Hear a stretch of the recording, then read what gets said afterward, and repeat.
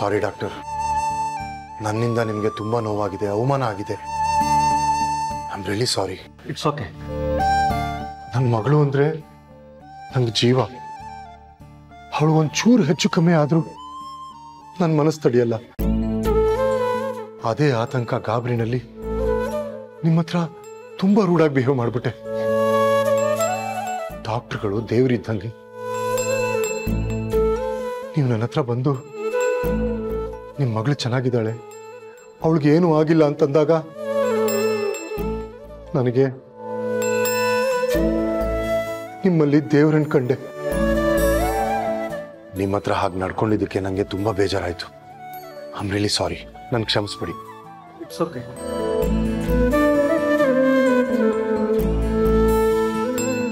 ಈಗಲಾದರೂ ಇವ್ರ ಹತ್ರ ಕ್ಷಮೆ ಕೇಳಬೇಕು ಅಂತ ಅನ್ನಿಸ್ತಲ್ಲ ನನಗೆ. ಹೋ ಭೂಪತಿ, ನನ್ನ ತಪ್ಪು ನನಗೆ ಅರ್ಥ ಆಯಿತು. ಮಗಳ ಮೇಲೆ ಅಪಾರವಾದ ಪ್ರೀತಿ ತಪ್ಪಲ್ಲ, ಅಪಾರವಾದ ಕೇರು ತಪ್ಪಲ್ಲ. ಆದರೆ ನಿಮ್ಮ ಪ್ರೀತಿ ಇನ್ನೊಬ್ರಿಗೆ ತೊಂದರೆ ಕೊಡಬಾರ್ದು. I am sorry doctor. ಇರಲಿ, ಇದೆಲ್ಲ ನನಗೆ ಅರ್ಥ ಆಗುತ್ತೆ. ನಿಮ್ಮಂಥ ಪೇರೆಂಟ್ಸು ದಿವಸಕ್ಕೆ 10 ಜನ ಬರ್ತಾರೆ. ಮಕ್ಕಳ ಮೇಲಿನ ಪ್ರೀತಿಗೆ ನಮ್ಮ ಮೇಲೆ ಕೂಗಾಡ್ತಾರೆ.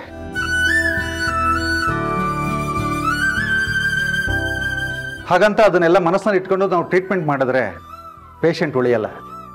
ನಿಮ್ಮ ಮಗಳು ಹುಷಾರಾಗಿದ್ದಾಳೆ. You can take her. Thank you doctor. Thank you. Bhoopathi, ನಕ್ಷತ್ರನ ನಾನು ಕರ್ಕೊಂಡು ಹೋಗ್ತೀನಿ. She'll be safe with me.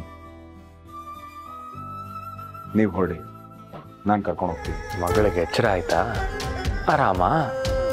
Scoundrel, rascal, ಯಾರೋ ನೀನು? ಯಾಕೆ ಹೀಗೆ ಮಾಡ್ತಾ ಇದೆಯಾ? ಮಗಳು ಸತ್ತೇ ಹೋದ್ಲು ಅಂತ ತುಂಬಾ ಹೆದರ್ಕೊಂಡಿದ್ದೆ ಅನ್ಸುತ್ತೆ. ಅದೇ ಟೆನ್ಷನಲ್ಲಿ ನೀನೆಲ್ಲಿ ಸತ್ತು ಹೋಗ್ತೀಯ ಅಂತ ನನಗೆ ಟೆನ್ಷನ್ ಆಗಿತ್ತು. ನೀನು ಇಷ್ಟು ಬೇಗ ಹೋದ್ರೆ ನನ್ನ ಪ್ಲಾನ್ ಎಲ್ಲ ವೇಸ್ಟ್ ಆಗುತ್ತೆ. ಬದುಕ್ಬೇಕು ಚಂದ್ರಶೇಖರ್. ಏಯ್, ಯಾರು ಅಂತ ಹೇಳೋ? ನೀನಿರೋ ಜಾಗಕ್ಕೆ ಹುಡುಕೊಂಬಂದು ಹೊಡಿತೀನಿ. ನೀನು ಮತ್ತೆ ಎದ್ದು ನಿಲ್ಬಾರ್ದು, ಆ ಗತಿ ಕಾಣಿಸ್ತೀನಿ. ಹುಡ್ಕೊಂಬರೋದೆಲ್ಲ ಬೇಡ. ಈ ಸಲ ನಾನೇ ಅಡ್ರೆಸ್ ಕೊಟ್ಟು ನಿನ್ನ ಮಗಳನ್ನ ಕರೆಸ್ತೀನಿ. ಅಲ್ಲಿ ತನಕ ಸ್ವಲ್ಪ ಸಮಾಧಾನ. ನೋಡೋ, ನನ್ನ ಮಗಳ ತಂಟೆಗೆ ಮಾತ್ರ ಬರಬೇಡ. ನನ್ನನ್ನು ಮತ್ತೆ ಮತ್ತೆ ಕೆಣಕಿ ನೀನು ತಪ್ಪು ಮಾಡ್ತಾ ಇದೀಯಾ. ಈ ತಪ್ಪಲ್ಲಿ ಒಂಥರ ಸುಖ ಇದೆ. ಮತ್ತೆ ಮತ್ತೆ ಅದನ್ನೇ ಮಾಡಬೇಕು ಅನ್ನಿಸ್ತಿದೆ. ನಾನು ನಿನ್ನ ಅಷ್ಟು ಸುಲಭವಾಗಿ ಬಿಡಲ್ವೋ. ನೀನು ಒತ್ತಾಡಬೇಕು. ನಿನ್ನ ಮಗಳ ಸಾವನ್ನ ಕಣ್ಮುಂದೆ ತಂದ್ಕೊಂಡು ಒತ್ತಾಡಬೇಕು. ಅದಕ್ಕೆ ನಾನು ಅವಳನ್ನ ಇವತ್ತು ಹಾಗೆ ಬಿಟ್ಟಿದ್ದೀನಿ. ಸದ್ಯಕ್ಕೆ ನಾನು ಅವಳನ್ನ ಸಾಯಿಸಲ್ಲ. ಹಾಗಂತ ಜಾಸ್ತಿ ದಿನ ಬದುಕೋಕು ಬಿಡಲ್ಲ.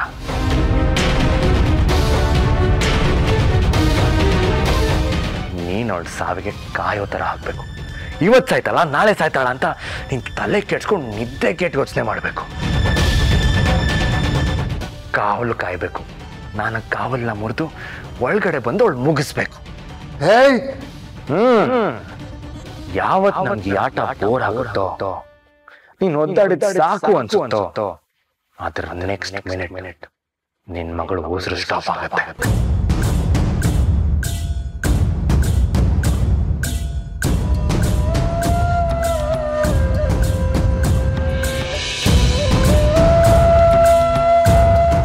ಏಯ್ ಪದ್ಮಾಶ್, ಯಾರೋ ನೀನು?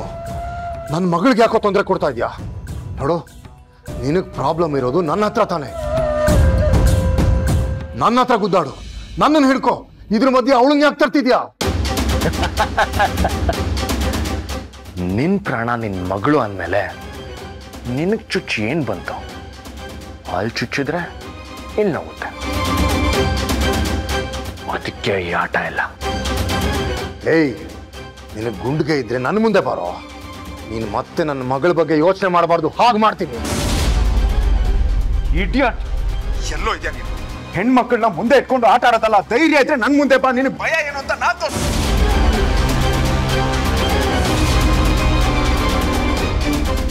ಕವರ್ಡ್, ಪ್ರತಿ ಸಲ ನಾನು ಮಾತಾಡಿದಾಗ ಫೋನ್ ಕಟ್ ಮಾಡ್ತಾನೆ. ತೊಂದರೆ ಕೊಡ್ತೀನಿ ಅಂತ ಬ್ಲ್ಯಾಕ್ ಮೇಲ್ ಮಾಡ್ತಾ ಇದ್ದಾನೆ ಭೂಪತಿ. ನನ್ನನ್ನು ಬದಲಾಯಿಸೋದಕ್ಕೆ ಅವಳನ್ನು ಬಳಸ್ತಿದ್ದಾನೆ.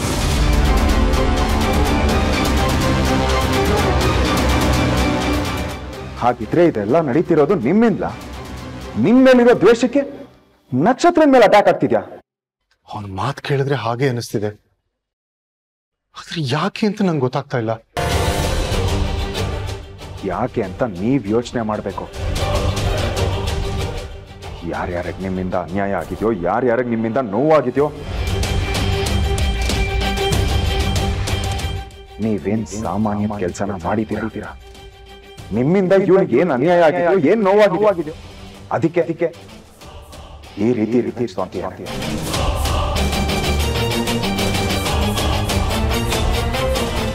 ಕೂತು ಯೋಚನೆ ಮಾಡಿ ನಿಮ್ಮಿಂದ ಯಾರ್ಯಾರಿಗೆ ಎಷ್ಟೆಷ್ಟು ಅನ್ಯಾಯ ಆಗಿದೆ, ಎಷ್ಟೆಷ್ಟು ನೋವಾಗಿದೆ ಅಂತ.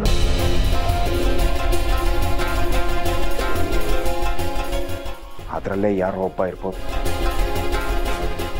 ಅವನೇ ಇದನ್ನೆಲ್ಲ ಮಾಡ್ತಿರ್ಬೋದು. ನೀನ್ ಅಪ್ಪನ ಹತ್ರ ಹಾಗೆ ಮಾತಾಡಬಾರ್ದಿತ್ತು. ಹೇಳ್ಬಾರದನ್ನ ಏನ್ ಹೇಳ್ದೆ? ಕರೆಕ್ಟಾಗೇ ಹೇಳ್ದೆ ತಾನೆ. ನೀನ್ ಅಂದಿದ್ರಲ್ಲಿ ತಪ್ಪಿಲ್ಲ ಭೂಪತಿ. ನಿನ್ ನೋವು ನಿನ್ ಬಾಯಲ್ಲಂತ ಮಾತಾಡಿಸ್ತು. ಆದ್ರೆ ಈ ಪರಿಸ್ಥಿತಿಲಿ ನೀನ್ ಅವ್ರ ನೋವು ಅರ್ಥ ಮಾಡ್ಕೋಬೇಕಿತ್ತಲ್ವಾ?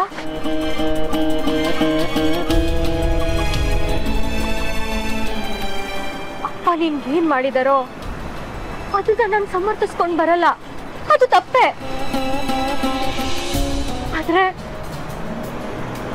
ನೀನ್ ತುಂಬಾ ಸೂಕ್ಷ್ಮ ಇರೋ ವ್ಯಕ್ತಿ, ಇದೆಲ್ಲ ನಿನ್ಗೆ ಅರ್ಥ ಆಗ್ಬೇಕಿತ್ತು. ಇವತ್ತು ಅವ್ರ ಪರಿಸ್ಥಿತಿ ಹೇಗಿತ್ತು ಅಂತ ನಿನ್ಗೂ ಗೊತ್ತಲ್ವಾ? ಮಗಳನ್ನ ಕಳ್ಕೊಂಡೆ ಬಿಟ್ಟೆ ಅಂತ ಅವರೇ ಅರ್ಧಕ್ಕರ್ಧ ಸತ್ತೋಗಿದ್ರು ಭೂಪತಿ. ಅದ್ರ ಮಧ್ಯೆ ಅವ್ನ್ ಯಾರೋ ಫೋನ್ ಮಾಡಿ ಬೆದರಿಕೆ ಆಗ್ತಾನೆ, ಜೊತೆಗೆ ನಿನ್ ಮಾತಿನ ಏಟು. ಅವ್ರು ಹೇಗೋ ತಡ್ಕೋಬೇಕು, ಅವ್ರಿಗೆ ಬೇಜಾರಾಗಲ್ವಾ? ನಿನ್ ತಂದೆಗಾಗಿದ್ದ ಬೇಜಾರು ನಿನಗೆ ಕಾಣಿಸ್ತು ನಕ್ಷತ್ರ. ಅದೇ ನಿನ್ನ ತಂದೆಯಿಂದ ನನ್ನ ತಾಯಿ ಒದ್ದಾಡಿತ್ತು, ನನ್ನ ತಾಯಿ ಬೇಜಾರಾಗಿತ್ತು. ಕಾಣ್ಲಿಲ್ವಾ?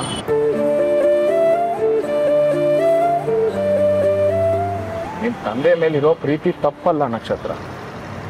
ಆದ್ರೆ ನಿನ್ನ ತಂದೆ ಮಾಡಿದ್ದು ಒಂದೇ ಒಂದು ತಪ್ಪಿಂದ ನೀನು, ನಾನು, ನಮ್ಮ ಮನೆ, ನಿಮ್ಮ ಮನೆ ಇವತ್ತು ಎಷ್ಟು ಸಫರ್ ಆಗ್ತಿದ್ದೀವಿ.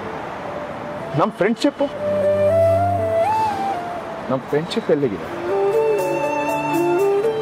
ಇದೆಲ್ಲದ್ರ ಮುಂದೆ ನಾನು ಆಡಿದ 4 ಮಾತು ಮಾತ್ರ ನಿನಗೆ ಕಾಣಿಸ್ತಾ? ನೋಡ್ ನಕ್ಷತ್ರ, ನಾನು ಹಳೇದನ್ನೆಲ್ಲ ಮರ್ತು ಮುಂದೋಗ್ತಾ ಇದ್ದೆ. ನೀನ್ ಮತ್ತೆ ಮತ್ತೆ ಅದೇ ಮಾತು ಮಾತಾಡ್ತಾ ನನ್ನ ಹಿಂದಕ್ಕೆ ಕರಿಬೇಡ. ಮತ್ತೆ ಎಲ್ಲ ಹಾಳಾಗೋಗೋದು ನನಗೂ ಇಷ್ಟ ಆಯ್ತು. ನೋಡೋಣ.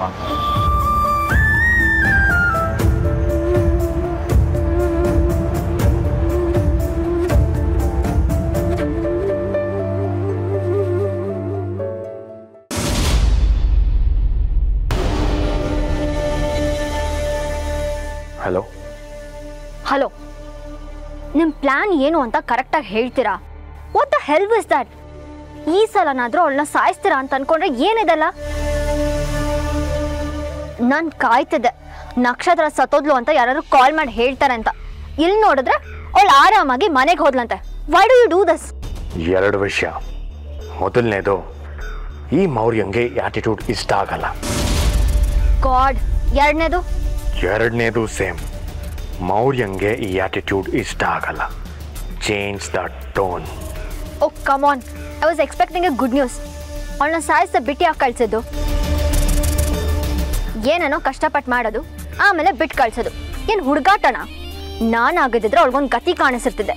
ಯಾವಾಗ ಏನ್ ಮಾಡಬೇಕು ಅಂತ ನನಗೆ ಚೆನ್ನಾಗಿ ಗೊತ್ತು ಶ್ವೇತಾ. ನೀನು ನನ್ನ ಟೀಮ್ ಜಾಯ್ನ್ ಆಗಿತ್ತು, ನಾನು ನಿನ್ನ ಟೀಮ್ ಜಾಯ್ನ್ ಆಗಿಲ್ಲ. ಅದು ಚೆನ್ನಾಗಿ ನೆನಪಿರ್ಲಿ. 2 ಪಾಯಿಂಟ್ ಜೊತೆಗೆ ಇನ್ನೊಂದು ಪಾಯಿಂಟ್ ಸೇರಿಸ್ಕೊ. ನನಗೆ ಲೆಕ್ಚರ್ ಕೊಟ್ಟರೆ ಇಷ್ಟ ಆಗಲ್ಲ. ಅಯ್ಯೋ ಎಷ್ಟಿರಬೇಕು ನಿನಗೆ? ಇನ್ನೇನಾದರೂ ನೋಡೋಕೆ ಚೆನ್ನಾಗಿದ್ದಿದ್ರೆ ಹೇಗೆ ಆಡ್ತಿದ್ಯೋ. Okay okay sorry. ನಕ್ಷತ್ರನ ಸಾಯಿಸ್ದೆ ಅವಳನ್ನ ಭೇಟಿಯಾಗಿ ಕಳಿಸಿದ್ದು ಅಂತ ಕೇಳ್ಬೋದಾ? ಹಾಂ, ಹೀಗೆ ಕೇಳು. ಇದು ನಂಗೆ ಇಷ್ಟ ಆಗುತ್ತೆ. This tune is fine. Shweta, ನಿನಗೆ ಒಂದೇ ಸಲ ನೀರಲ್ಲಿ ಮುಳುಗಿಸಿ ಸಾಯಿಸಿದ್ರೆ ಜಾಸ್ತಿ ಭಯ ಆಗುತ್ತೋ, ಅಥವಾ ಬಾವಿ ಹಗ್ಗಕ್ಕೆ ನೇತಾಕಿ ದಿನಕ್ಕೆ 100 ಸಲ ನೀರಲ್ಲಿ ಅದ್ದಿ ತೆಗೆದ್ರೆ ಜಾಸ್ತಿ ಭಯ ಆಗುತ್ತೋ? What you mean? ನಾನು ಯಾಕೆ ಎಕ್ಸಾಂಪಲ್ ತಗೋಬೇಕು? ನಮ್ಮನ್ನು ನಾವು ಆ ಜಾಗದಲ್ಲಿ ಇಮ್ಯಾಜಿನ್ ಮಾಡಿಕೊಂಡ್ರೆ ಆ್ಯಕ್ಚುಯಲ್ ಪಿಕ್ಚರ್ ಕಣ್ಮುಂದೆ ಬರುತ್ತೆ. ಅದಕ್ಕೆ. ಎರಡನೇದು, ದಿನಕ್ಕೆ 100 ಸಲ ಅದ್ದಿ ತೆಗೆದಾಗ.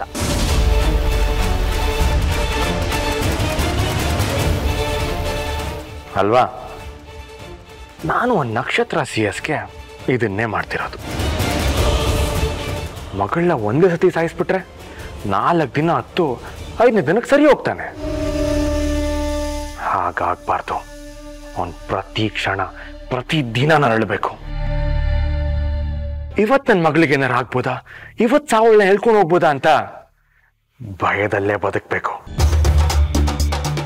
ಅವಳು 1 kg ಈರುಳ್ಳಿ ತರ್ತೀನಿ ಅಂತ ಮನೆಯಿಂದ ಆಚೆ ಹೋದ್ರು ಅವಳಿಂದ 4 ಜನ ಸೆಕ್ಯೂರಿಟಿ ಕಳಿಸ್ಬೇಕು. ಆ ಭಯ ಹುಡ್ಸ್ಬೇಕು. ಅದೇ ಮಜಾ. ವಾಟೆವರ್, ಅದೇನು ಮಾಡ್ತಿರೋ ಮಾಡಿ. ಆದರೆ ಆದಷ್ಟು ಬೇಗ ನ್ಯೂಸ್ ಪೇಪರ್ ಶ್ರದ್ಧಾಂಜಲಿ ಕಾಲಮಲ್ಲಿ ಅವಳ ಫೋಟೋ ನೋಡೋ ಥರ ಮಾಡಿ. ನನಗಷ್ಟೇ ಬೇಕಾಗಿರೋದು. ಶ್ರದ್ಧಾಂಜಲಿನ ಅದಕ್ಕೆ ನಾವು ಕಾಸು ಕೊಡಬೇಕು. ಅವಳು free of cost breaking news ಆಗಿ ಸಾಯ್ಬೇಕು. ಹಾಗೆ ಮಾಡ್ತೀನಿ. ಯಾವಾಗ? ಮುಹೂರ್ತ ಇಟ್ಟಿದ್ದೀನಿ. ಆದಷ್ಟು ಬೇಗ ಕೆಲಸ ಆಗುತ್ತೆ.